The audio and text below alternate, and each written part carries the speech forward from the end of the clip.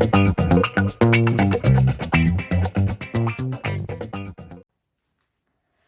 à vous tous. Aujourd'hui, je vous parle du foam roller. Donc, si vous vous entraînez ou encore que vous avez subi récemment de la réadaptation, vous avez peut-être constaté, là, c'est de plus en plus en vogue dans la majorité des gyms. Donc, des grands tubes faits en foam sur lesquels les gens se roulent carrément ou encore, ça peut être sous forme de petits tubes qu'on roule nous-mêmes sur nous, un peu à la manière d'un rouleau à pâte. Donc, étant donné que c'était de plus en plus populaire et que de plus en plus de gens l'utilisent, je me suis questionnée à savoir, est-ce que ça fonctionne réellement cet appareil? On l'utilise beaucoup, on semble avoir des effets, mais qu'est-ce que la science en dit? Donc, ce qu'il faut savoir, c'est que le foam roller est vendu comme un outil miracle. Donc, il permettrait notamment d'améliorer les performances sportives, mais également de faciliter la récupération et de diminuer les courbatures suite à un gros entraînement. En faisant mes recherches, j'ai pu constater qu'il y avait très peu de données scientifiques sur le sujet et que celles qu'il y avait étaient de pauvre qualité, donc peu fiables.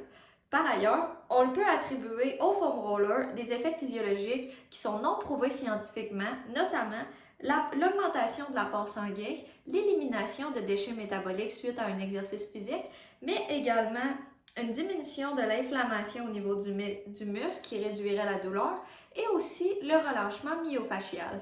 Pour ceux qui l'ignorent, le relâchement myofascial serait à la base d'une théorie selon laquelle une petite enveloppe autour du muscle pourrait adhérer au muscle lui-même et réduire le mouvement du muscle qui glisse dans son enveloppe, causant ainsi une douleur. Donc, on pourrait croire également que le foam roller permettrait d'augmenter notre flexibilité.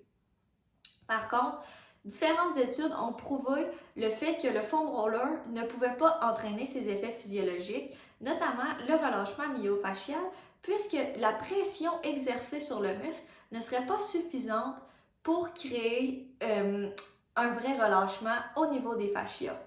Aussi, pour ce qui est de l'augmentation de la performance sportive, on a démontré que le foam roller pouvait augmenter les performances d'à peu près 0,7%, donc moins de 1% d'augmentation au niveau de ma performance sportive.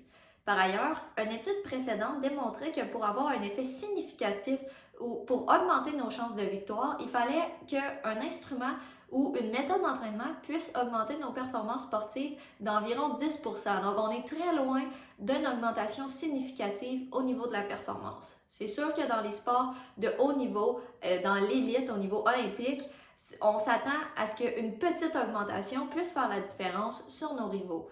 Mais on peut dire que sur un entraînement général à la maison ou pour des athlètes qui performent à un niveau moindre, consacrer beaucoup de temps avec cet entraînement est très peu efficace et on pourrait le maximiser en s'entraînant autrement.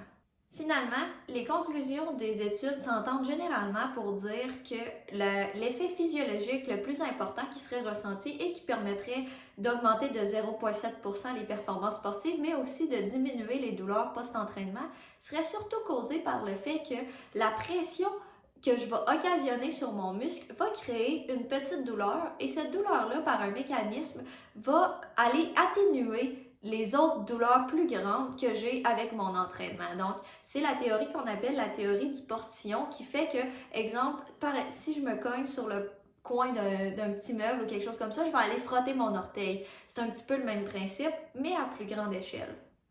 Finalement, ma conclusion en tant que professionnelle, c'est de vous dire qu'il n'y a pas, les études ont démontré qu'il n'y a pas d'effet négatif à utiliser le foam roller. Par ailleurs, si vous désirez vous entraîner, que vous avez peu de temps pour le faire, ne consacrez pas la majorité de votre temps à utiliser le foam roller puisque ces effets ne sont clairement pas démontrés au niveau scientifique. Finalement, j'espère que mon vidéo vous a plu, j'espère que vous en avez appris davantage sur le sujet. N'hésitez pas à me faire part de vos questions ou de vos commentaires et revenez-moi très bientôt pour un prochain vidéo. Sur ce, je vous souhaite une bonne fin de journée.